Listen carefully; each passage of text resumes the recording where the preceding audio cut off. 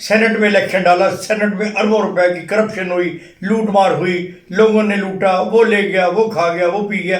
عام آدمی کو کیا فائدہ پہنچا؟ عام آدمی صرف ٹی وی کے اوپر اسکرین پر دیکھ دیکھ کر ان کے چہرے تالیاں بجاتا رہا اور خوش ہوتا رہا۔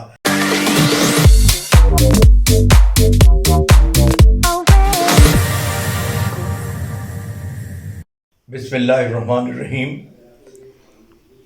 میرے پیارے ویورز، شہزاد صنم آپ کا ہوسٹ اب بول چینل کے ساتھ حاضر ہے۔ آج کا ہمارا موضوع ہے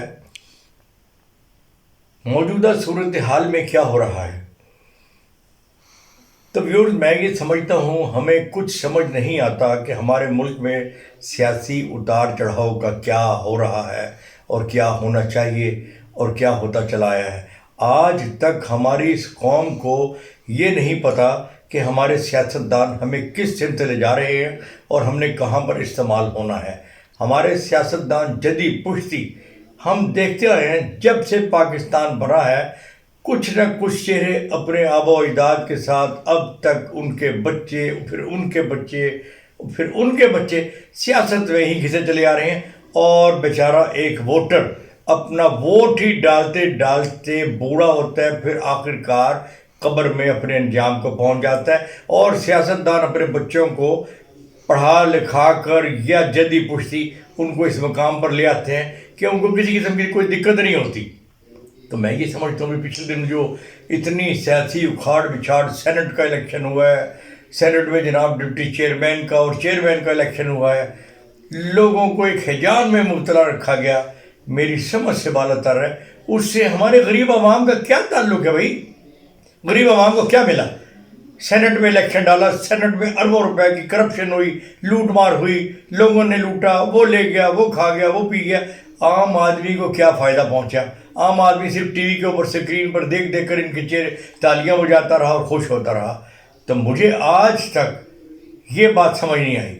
کم از کم ہمیں یہ بتانا چاہیے کہ اس پارلیمانی نظام میں یہ ڈرامے بازی کب تک چلتی رہے گی؟ کب تک یہ ڈرامے بازی پارلیمانی نظام میں چلتی رہے گی؟ اتنی صوبائی اسمبلیاں ہیں، پھر ان کے سینکڑوں تعداد میں وزیر اور مشیر ہیں، وزیر اعلیٰ ہیں، اسپیکر ہیں۔ ان کا آپ بجٹ دیکھیں، پاکستان کے 2 گنا بجٹ سے زیادہ ان کا بجٹ بن جاتا ہے۔ تو ناظرین، میری اپنی ناقص رائے میں ہمارے پاس جو ایک ہی حل ہونا چاہیے اور وہ ہے اسلامی صدارتی نظام کا۔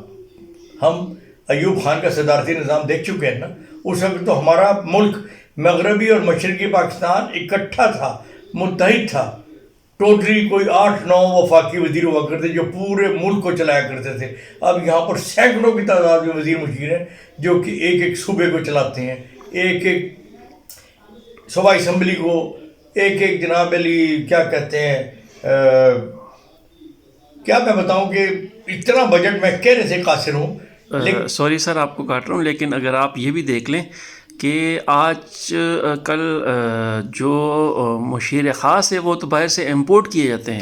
آپ شہباز گل صاحب کو دیکھ لیں، آپ باقی دیکھ لیں، جن کا یہاں کوئی لینا دینا نہیں، نہ انہوں نے الیکشن لڑا ہے۔ آپ ان کے حوالے سے کیا کہیں گے کہ الیکشن لڑے بغیر ہی جو ہے نا وزیر اعظم اپنے اختیارات استعمال کر کے نہ ان کو خاص مشیر لگا لیتا ہے، ٹھیک ہے؟ ان کے پاس ایسے اختیارات ہوتے ہیں جو عام ایم این اے جیت کر آتا ہے اسمبلی میں، اس کے پاس بھی نہیں ہوتے۔ یہ ہمارے ملک کا ایک خاصہ بن چکا ہے۔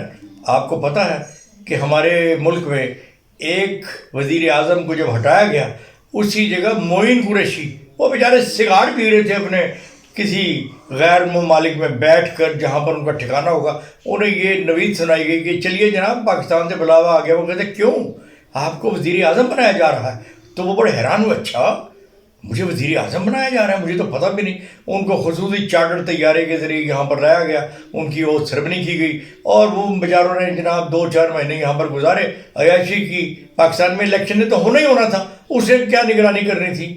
اور وہ الیکشن کے موزے لے کر اپنا نام ہمیشہ کے لیے پارلیمنٹ ہاؤس میں وزیر اعظم کی تختی لگوا کر یہاں سے رخصت ہو گئے۔ اس کے بعد میں شوکت عزیز صاحب چلے آئے، وہ یہ بھی باہر سے آئے تھے، شوکت عزیز کو بھی چھوڑیے۔ اب تو یہ ایک فیشن بن چکا ہے، جو بندہ بھی آتا ہے وزیر اعظم یا جو بھی ہو، وہ وزیر مشیر بیشتر اس میں سے باہر سے بلائے گئے ہوئے ہوتے ہیں، جن کو پاکستان کا صحیح نقشہ بھی پتہ نہیں ہوتا، یہ بھی نہیں ان کو پتہ ہوتا پاکستان کے اسپیلنگ کیا ہے صحیح، پاکستان کا جغرافیہ کیا ہے صحیح. وہ آتے ہیں اپنے مفادات اٹھاتے ہیں، تنخواہیں مراد لے کر، اور یہاں سے رفو چکر ہو جاتے ہیں، ان کو پتہ ہی نہیں ہوتا. تو میرے بھائی میں تو یہ سمجھتا ہوں کہ یہاں پر وہ نظام ہونا چاہیے جیسے کہ ایوب خان کے زمانے کا نظام بڑا اچھا تھا، نو ڈاؤٹ. اس میں بی ڈی سسٹم تھا، ہزاروں خامیاں اس میں بھی تھیں، لیکن وہ ایسی تھیں جو قابل اصلاح تھیں. لیکن وہ قسمت نے یاوری یہ نہیں کی، اور ماشاء اللہ لگ گیا، ایوب خان کو چلتا کیا. ایوب خان اگر یہاں پر کچھ عرصہ اور رہ جاتے، اس نظام کو بہتر بناتے، تو یقیناً یہ نظام جو تھا بہتر سے بہتر ہو جاتا. لیکن اب بھی کچھ نہیں کیا. اب بھی اگر ہم صدارتی نظام میں کچھ اصلاحات کر کے ووٹ ڈالنے کا طریقہ اور لوگوں کو منتخب کرنے کا طریقہ اپنا لیں، جس میں ایک سوجھ بوجھ ہونی چاہیے، کم از کم ایسا نظام ضرور ہونا چاہیے کہ ووٹر جو ہے وہ اپنے جس کو وہ ووٹ دیتا ہے اس کے گلے پر ہاتھ ڈال کر پوچھ سکے کہ میں نے آپ کو ووٹ دیا تھا، یہ کام کیوں نہیں ہوا، عوامی کام کے لیے آپ کو منتخب کیا گیا تھا، آپ کہاں غائب ہو گئے. ایسے ایسے بھی قومی اسمبلی کے ممبران ہیں جو کہ منتخب ہونے کے بعد اگلے 5 سال کے بعد اپنے حلقے میں آتے ہیں، ان کا پتہ ہی نہیں ہوتا وہ 5 سال انہوں نے کہاں گزارے ہیں. تو میں یہ سمجھتا ہوں کہ ہمارے آج کے اس پروگرام میں عوام کو یہ میسج میرا جانا چاہیے کہ آپ صرف اور صرف یہ دیکھیں کہ آپ ووٹ ڈالنے کے لیے پیدا نہیں ہوئے. آپ کا کام صرف ووٹ ڈالنا ہی نہیں ہے، آپ کا کام لوگوں کو احتساب کی زد میں بھی لانا چاہیے، چاہے آپ ووٹر ہوں یا نہ ہوں.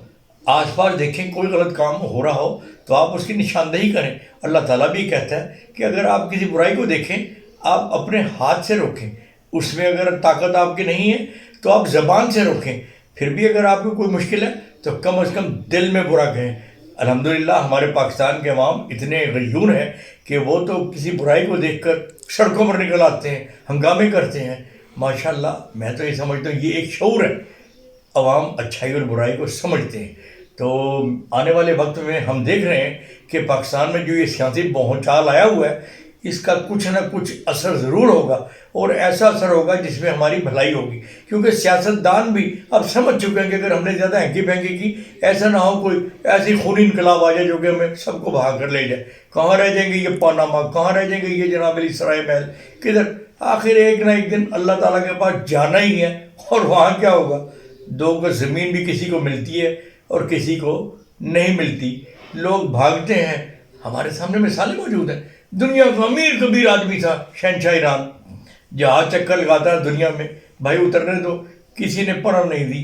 امریکہ اس کا سب سے بڑا حامی تھا، نہیں پناہ دی. تو مصر میں اس کو اس لیے اتارا گیا کہ اس کی بہن وہاں پر شادی کر کے ایک مرتبہ شاہ فاروق کے ساتھ بیاہی گئی تھی. انہوں نے اس کی لاج رکھی کہ آ جائے بھائی.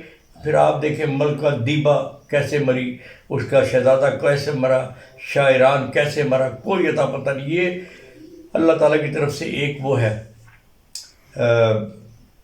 اللہ تعالیٰ کی طرف سے ان کو یہ ایک زندہ مثال دکھائی گئی ہے کہ اگر آپ بندوں کے ساتھ اچھا سلوک کرو گے، خواہ وہ کسی مذہب سے ہو، انسان انسانیت کے لیے زندہ رہنا چاہیے، خواہ وہ کسی مذہب سے ہوں. ہمارا پیارا مذہب ہمیں یہی درس دیتا ہے کہ آپ تمام انسانوں کے ساتھ، اللہ کی مخلوق کے ساتھ بھلائی کرو، اللہ تعالیٰ آپ کے ساتھ بھلائی کرے گا. اسی دعا کے ساتھ میں یہ امید رکھتا ہوں کہ آئندہ ہمارے ملک میں بہتری آئے گی، اللہ تعالیٰ بہتری کرے گا. ہمارے ملک میں جو کرونا پھیلا ہوا ہے، اللہ تعالیٰ ہمیں بھی اس کی زد سے محفوظ رکھے. حفاظتی اقدامات ہمیں ضرور کرنے چاہیے، اور اللہ تعالیٰ کی بارگاہ میں اپنے گناہوں کی معافی بھی مانگنی چاہیے. تو ناظرین، شہزاد صنم آپ کا ہوسٹ آپ سے اجازت چاہتا ہے. انشاءاللہ اگلے پروگرام میں آپ سے پھر ملاقات ہوگی. خدا حافظ.